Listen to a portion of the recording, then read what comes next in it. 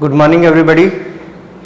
Myself Kuldeep Jangid from Saint John school Sevatbadi Sikar से online classes में आपका स्वागत करता हूं। लास्ट क्लास में हम लोगों ने लॉ ऑफ इनर्शिया और Newton's first law of motion के बारे में बात की थी। अब उसी चीज़ को हम लोग आगे एक्सटेंड करने वाले हैं। तो उसमें मैं आपको बता रहा हूं कि जो न्यूटन्स लॉ ऑफ मोशन है, जिसको हम फर्स्ट लॉ ऑफ मोशन भी बोलते हैं, उस लॉ में लॉ ऑफ इनर्शिया के बारे में हमने स्टडी की। और वो जो इनर्शिया है उसको हमने तीन टाइप से यहाँ पे समझा, उसको हम तीन टाइप में लेते हैं, जिसको मैं यहाँ पे आपको समझा रहा हूँ।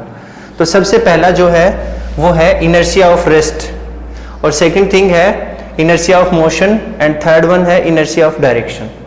मतलब इनर्शिया जो है वो तीन तरीके से अप्लाई हो सकता है किसी भी बॉडी के ऊपर, रेस्ट पोजीशन में, मोशनरी पोजीशन में और डायरेक्शन के अकॉर्डिंग भी। तो सबसे पहले हम बात करेंगे इनर्शिया ऑफ मोशन की। तो इनर्शिया ऑफ मोशन में मैं आपको एक छोटा सा एक प्रैक्टिकली आपको करके दिखाता हूँ। देखिए मेरे पास में ये एक कार्डबोर्ड है, एक बुक का एक छोटा सा कवर है और एक ये बीकर है। मैंने इसको इसके ऊपर रख दिया, ध्यान से देखिएगा आप। उसके बाद में मैंने ये मार्कर लिया, मार्कर का कैप उतार लिया है, यहाँ से कैप इसके ऊपर रखा मैंने, ये देखिए कैप इसके ऊपर रख दिया है। अब ये तीनों चीजें ध्यान से देखिएगा, ये बीकर और ये इसके ऊपर कार्डबोर्ड लगा हुआ है ये, और इस कार्डबोर्ड के ऊपर जो मार्कर का कैप रखा हुआ है, ये तीनों जो ऑब्जेक्ट हैं वो फिलहाल एट प्रेजेंट रेस्ट पोजीशन में है। अब जैसे ही मैं इस कार्डबोर्ड को यहाँ से हटाऊंगा, देखना आप लोग, तो इस बॉडी को मैंने मोशन नहीं किया, मतलब फोर्स मैं सिर्फ इस कार्डबोर्ड पे लगा रहा हूं, उसके बावजूद इसके अंदर कोई इफेक्ट नहीं आना चाहिए। अगर इफेक्ट आता है तो उसको हम देखेंगे। देखिए ध्यान से देखिएगा, ये देखिए आप, मतलब जो कार्डबोर्ड है वो यहां से मूव हो गया, लेकिन ये जो कैप था ये स्टेशनरी था, रेस्ट पोजीशन में था, और ये रेस्ट में ही रहना चाहता है। इसमें इनर्शिया की प्रॉपर्टी है, इसलिए कार्डबोर्ड के मूव होने के बाद भी ये स्टेशनरी रहा और अपने मेन पोजीशन के वजह से ये इसके अंदर गिर गया है। ये इसका एक एग्जांपल है, और भी बहुत सारे एग्जांपल हैं। जैसे सपोज कीजिए कि एक बड़ा सा पत्थर पड़ा है, उसको फुटबॉल समझ के आप लात मार दो, तो आपको पता ही आपका क्या होने वाला है, हॉस्पिटल जाने की तैयारी कर सकते हैं आप। उसके बाद में सपोज कीजिए कि हम बस की किसी सीट के ऊपर बैठे हैं और बस अचानक सडनली ही एकदम से चलने लग जाए, तो हमें झटका लगेगा और हम पीछे की तरफ धकेले जाते हैं। ये भी इसका एग्जांपल हो सकता है कि उस केस में क्या होता है, उस केस में हम लोग रेस्ट पोजीशन में होते हैं, हमारे अंदर इनर्शिया होता है, हम मोशन के मूड में ही नहीं है, हमारे अंदर इनर्शिया है, लेकिन बस मोशन करती है सडनली, उसकी वजह से हमें झटका लगता है। ठीक। थर्ड जो है सेकंड जो है, जिसमें मैंने आपको बताया कि एक पत्थर है और वो पत्थर तो है वो इनर्शिया है उसके पास में, और इनर्शिया की वजह से वो रेस्ट पोजीशन में है और वो रेस्ट में ही रहना चाहता है। आप उसके ऊपर फोर्स लगा रहे हैं, किक मार रहे हैं, लेकिन आपका जो फोर्स है वो उसके मास से और उसके ऊपर अप्लाइड ग्रेविटेशनल फोर्स से बहुत कम है। इस वजह से क्या होगा, पत्थर पे कभी मार के देखना आप, फुटबॉल की तरह किक, आपको पता चल जाएगा क्या होगा। और भी बहुत सारे एग्जाम्पल्स हैं जिनको हम इसके अंदर कंसीडर कर सकते हैं, जैसे कार्डबोर्ड, वो क्या बोलते हैं आप उसको, जो गेम खेलते हैं ना, कैरम बोर्ड में जो गिट्टियां आप लगा के रखते हैं ऐसे ऊपर ऊपर ऊपर ऊपर, और फिर स्ट्राइक करते हैं, किसी एक गिट्टी से उसको स्ट्राइक करते हैं, तो नीचे वाली के जाके वो स्ट्राइक होती है, तो नीचे वाली निकल जाती है, बाकी ऊपर वाली एज इट इज उधर की उधर ही रह जाती हैं। ऐसे भी हमारे पास में काफ़ी सारे एग्जाम्पल्स हैं। बहुत ऐसे एग्जाम्पल हैं हमारे मतलब एनवायरनमेंट में जिनसे हम समझ सकते हैं कि इनर्शिया ऑफ रेस्ट में क्या क्या होता है। अब आता है inertia of motion. Inertia of motion में जैसे आप किसी कार में बैठे हुए हैं, तो कार बहुत तेजी से दौड़ रही है, काफ़ी स्पीड में, मान लीजिए 100 किलोमीटर या 120 किलोमीटर पर आवर की स्पीड में जा रही है कार, और अचानक आपके सामने कुछ आ गया, ड्राइव करने वाले के सामने कुछ आ गया, तो क्या होता है, वो उसको ब्रेक देता है। ब्रेक लगाने से उसका एक्सेलरेशन जैसे ही जीरो होगा, जीरो होते ही क्या होगा, जो बंदा बिना बेल्ट के बैठा हुआ है वो तो मेन ग्लास से बाहर चला जाएगा।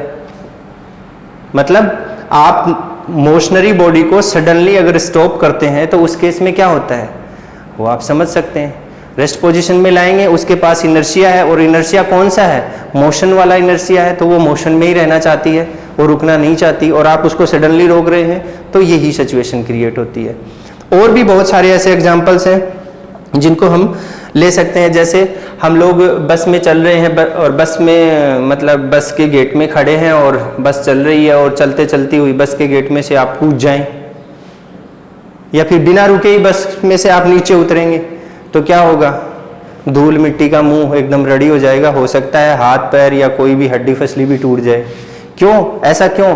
क्योंकि बस जो है वो मोशन में है और उसके पास में मोशन वाला इनर्शिया है, इस वजह से वो अपने इनर्शिया की वजह से ही वो आपका भी जो बस के साथ में मोशन हो रहा है, अगर आप उसको एकदम से स्टॉप करना चाहेंगे, एकदम से रोकना चाहेंगे, तो वो उसके ऊपर अप्लाई होता है, जिसकी वजह से ऐसा इंसिडेंट होने की पॉसिबिलिटी हो जाती है।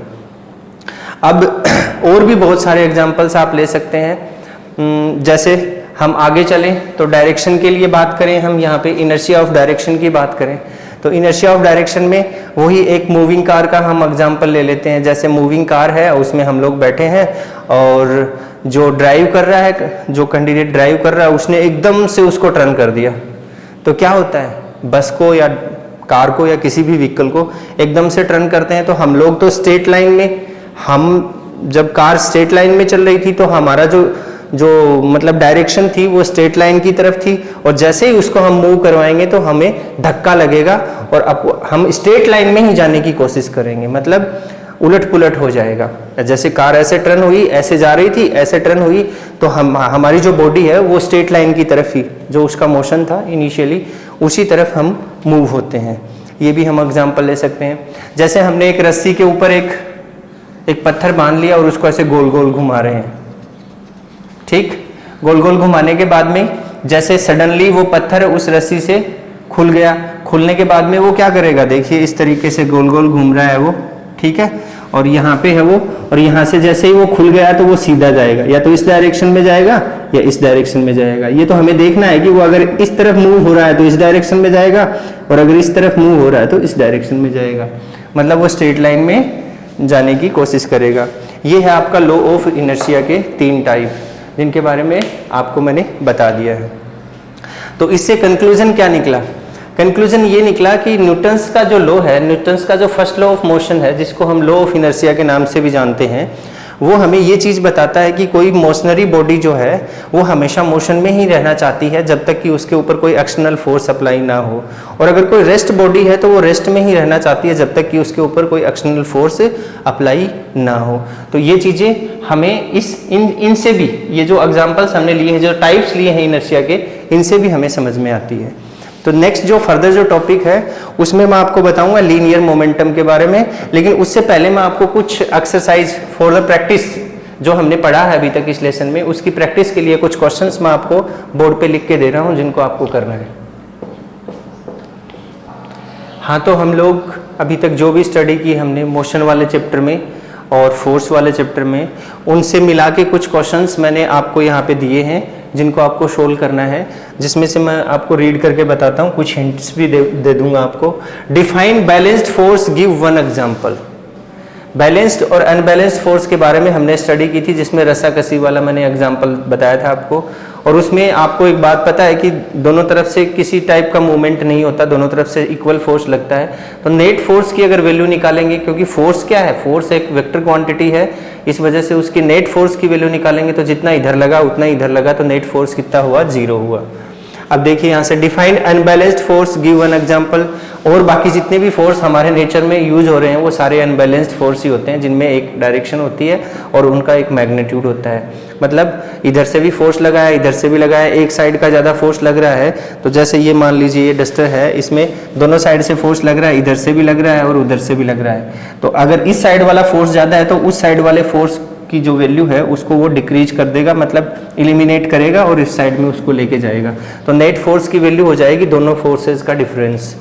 अब यहाँ से देखिए, how does inertia depend on mass of the body. कैसे डिपेंड करता है इनर्शिया मास, बॉडी के मास के ऊपर? ये बात मैंने अभी थोड़ी देर पहले भी आपको एक एग्जाम्पल के तौर पे बताई थी, लेकिन इसको आपको एक्सप्लेन करना है। जैसे मैंने बोला था कि एक पत्थर को जाके फुटबॉल की तरह आप किक मारो तो क्या होगा, तो उसके बारे में आप लोग खुद सोच समझ सकते हैं कि वो कैसे डिपेंड करता है इसके ऊपर, आपको समझना है इस चीज़ के बारे में। फिर ये क्वेश्चन है, इसको ढंग से देखिएगा आप, इसमें कुछ आपके मोशन वाले जो कॉन्सेप्ट हैं वो भी यूज हो सकते हैं। If the forces in the cases given below are balanced then find the magnitude and direction of each other. ठीक है, जिसमें से फर्स्ट वाला है ये, इसमें एक ये बॉडी है जिसके ऊपर 20 न्यूटन फ्रिक्शन फोर्स लग रहा है। Box moves with uniform velocity, box जो है वो मूव हो रहा है यूनिफॉर्म वेलोसिटी के साथ में, तो इस फोर्स की वैल्यू क्या होगी। और सेकंड जो केस है उसमें देखिए F1 और F2 20 न्यूटन और 30 न्यूटन, और फ्रिक्शनल फोर्स वो कितना है 20 न्यूटन, तो F3 की वैल्यू क्या होगी इधर से। तो ये हमें थोड़ा सा अगर आप हल्का सा अगर आप माइंड को यूज में लेंगे तो आपको जरूर ये समझ में आ जाएगा। थोड़ा सा कंफ्यूजिंग जरूर है आप लोगों के लिए, क्लास 9th के स्टैंडर्ड के अकॉर्डिंग थोड़ा सा कंफ्यूजन जरूर है, लेकिन आप अगर थोड़ी सी मेहनत करेंगे तो ये क्वेश्चन आपको इजीली समझ में आ जाएगा। फिर देखिए नीचे 5th one, why does a rolling football come to rest after some time. मान लीजिए आपने फुटबॉल को किक किया, आप फुटबॉल ग्राउंड में हैं और आपने फुटबॉल को किक कर दिया।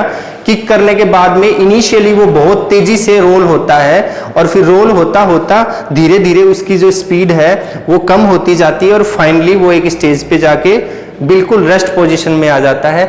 ऐसा क्यों होता है इसके बारे में हमें बताना है आपको।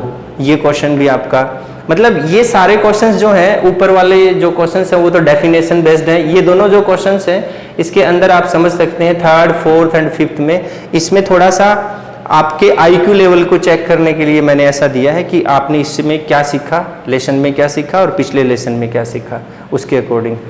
तो अब इन क्वेश्चंस को आपको सोल्व करना है। अगर कोई प्रॉब्लम हो तो आप मुझे कॉल कर सकते हैं, मैं आपकी प्रॉब्लम को सोल्व करने की कोशिश करूंगा।